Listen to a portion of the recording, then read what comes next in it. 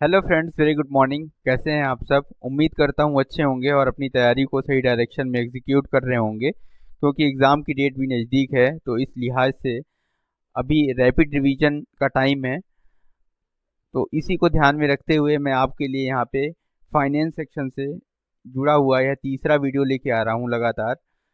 इसके पहले हमने 2 वीडियोस अपने चैनल पर अपलोड कर दिए हुए हैं। अगर आपने विजिट नहीं किया है तो ज़रूर उनको देखें। तो इस सीरीज को कंटिन्यू करते हैं। आज का यह पहला क्वेश्चन है यहाँ पे, IPS is.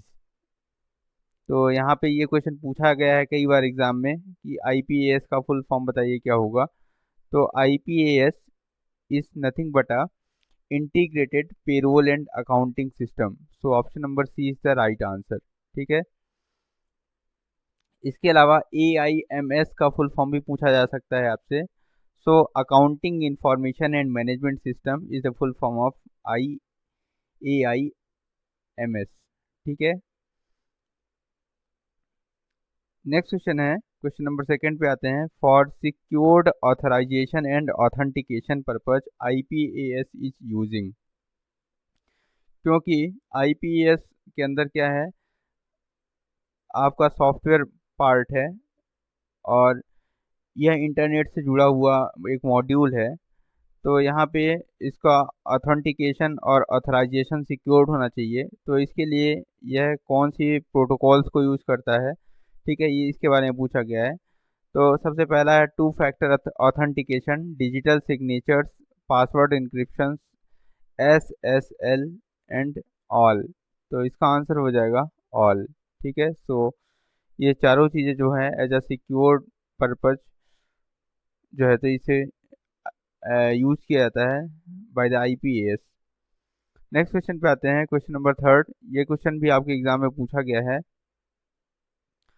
The disaster recovery site for IPAS is being planned at Hyderabad, Mysore, Mumbai and Secunderabad. तो इसका आंसर हो जाएगा disaster recovery site for IPAS is being planned at Secunderabad. Option number D is the right answer for this question. Okay. Next question है, question number 4 पे आएंगे। ये भी काफ़ी इंपॉर्टेंट क्वेश्चन है। ठीक है। Question number 4 is unsolicited commercial email is known as spam, malware, adware and spyware. तो इसका आंसर हो जाएगा, सभी को पता होगा, that is spam. So option number A is the right answer. Next question है, question number 5 is very important.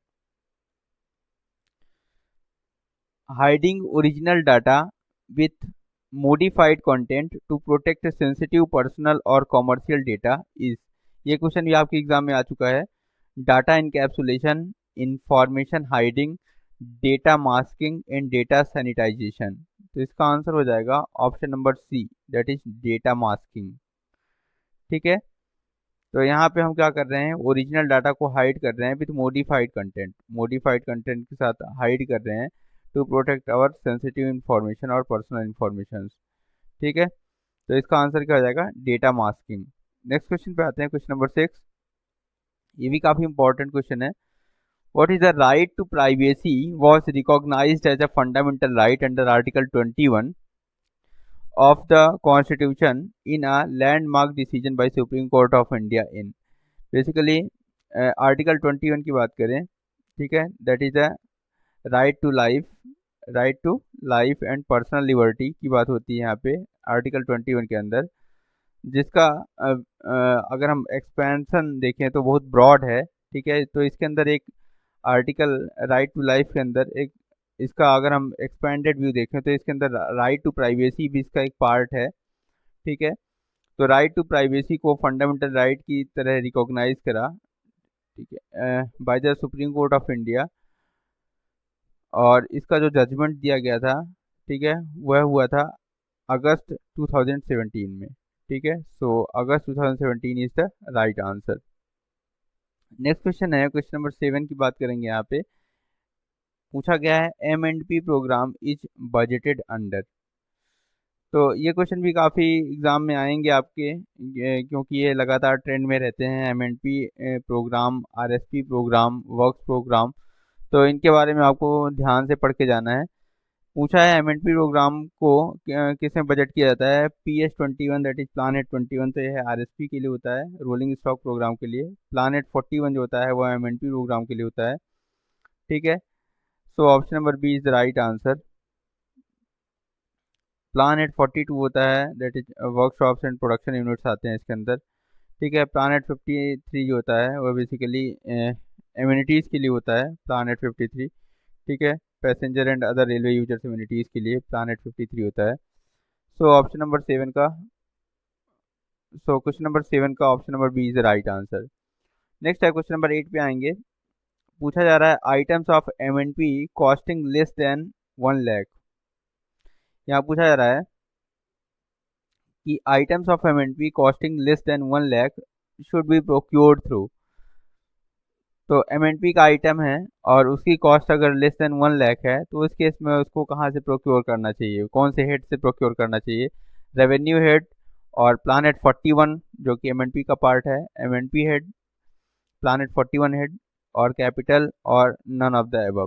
ठीक है, तो जब भी ऐसा क्वेश्चन आता है अगर, तो इस केस में for less than 1 lakh rupees it should be procured through revenue. So option number A is the right answer. Okay, तो इसका आंसर क्या हो जाएगा, रेवेन्यू। नेक्स्ट क्वेश्चन पे आते हैं। The currency of GMs sanction of MNP program is up to 5 years, 4 years, 3 years, 2 years। ठीक है, so the currency of GM sanctions of MNP program is up to 3 years। Option number C is the right answer. ठीक है, next question पे आते हैं। Question number 10 पूछा गया है the amount projected under revenue credits of workshop manufacturing suspense account should को relate with.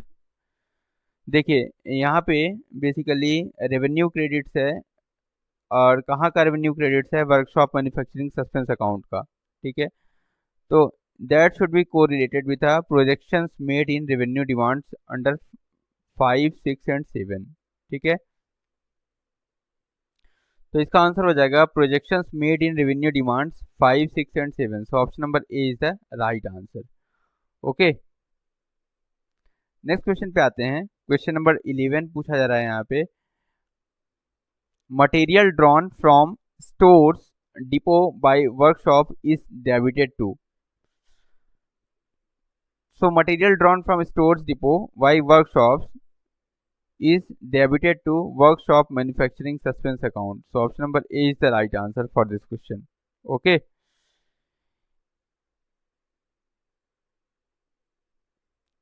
Next question है प्रोफार्मा ऑन कॉस्ट की बात की जा रही है यहाँ पे। क्वेश्चन नंबर 12 की बात करेंगे। Proforma on cost charges collected in deposit works is credited to earning, credited to revenue heads, credited to plan heads and none.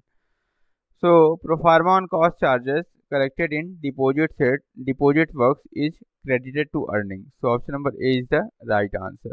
ठीक है, इसका आंसर क्या हो जाएगा, credited to earning. Okay, so option number A is the right answer for this question. Next question है, question number 13 पे आएंगे। Proforma on cost budget is prepared. तो ये बेसिकली प्रोफार्मा ऑन कॉस्ट बोले या एडमिनिस्ट्रेटिव ऑन कॉस्ट बोले, ठीक है, जिसका डेफिनेशन मैंने आपको कल बताया था। तो basically proforma on cost is nothing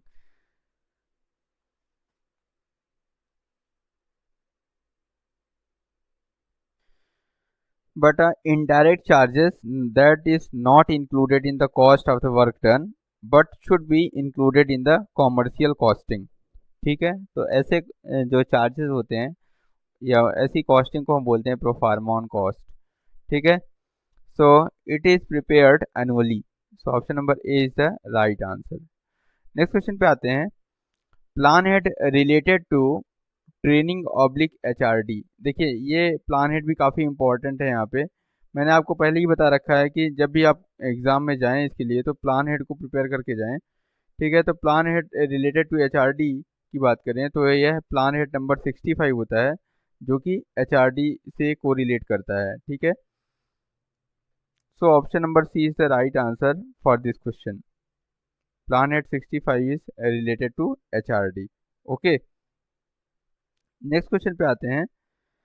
इसके अलावा प्लान हेड 71 की बात करें तो यह स्टोर सस्पेंस को दिखाता है, ठीक है। और प्लान हेड 64 की बात करें तो plan head 64 other specified works के लिए है, ठीक है। प्लान हेड 63 की बात करें तो यह investment in non government undertakings including joint ventures या स्पेशल पर्पज व्हीकल्स के लिए होता है। बेसिकली यह इन्वेस्टमेंट के पर्पज के लिए है, ठीक है। प्लान हेड 53 आपको बता ही दिया मैंने, passenger amenities and other railway users amenities के लिए प्लान हेड 53 है, ठीक है। और प्लान हेड 82 की बात करें तो यह basically transfer to special railway safety fund के लिए है, ठीक है। तो काफ़ी इम्पोर्टेंट है ये भी।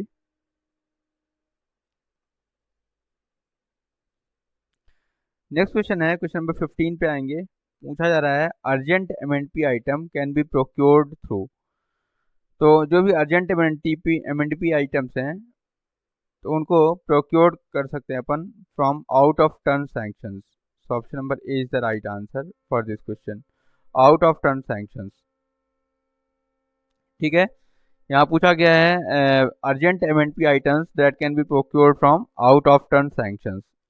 नेक्स्ट क्वेश्चन है calculation of rate of return is not necessary for procurement of. So option दिया है safety consideration, replacement account, additional account and none of the above. तो इसका आंसर हो जाएगा that is for safety consideration. So option number A is the right answer. Safety consideration के case में जो है तो रेट ऑफ रिटर्न का कैलकुलेशन नेसेसरी नहीं है ड्यूरिंग प्रोक्योरमेंट। नेक्स्ट है क्वेश्चन नंबर 17 की बात करेंगे। पूछा गया है यहाँ पे immovable office furniture is procured through.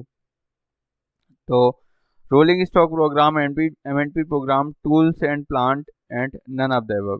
तो immovable office furniture is procured through tools and plant. So option number C is the right answer for this question, ठीक है। इसको कहाँ से प्रोक्योर करेंगे? टूल्स एंड प्लांट से प्रोक्योर करेंगे, ठीक है। नेक्स्ट क्वेश्चन है question number 18, road vehicles are procured through. तो road vehicles are procured through RSP, MNP, tools and plant and none of the above. तो रोड व्हीकल्स का जो प्रोक्योरमेंट होगा वह एमएनपी से होगा, ठीक है। रोड व्हीकल एमएनपी प्रोग्राम से प्रोक्योर्ड होगा और इमोबाइल ऑफिस फर्नीचर जो है वह टूल्स एंड प्लांट से होगा, ठीक है। नेक्स्ट क्वेश्चन पे आते हैं। क्वेश्चन नंबर 19 पूछा जा रहा है workshop manufacturing suspense falls under which head of account.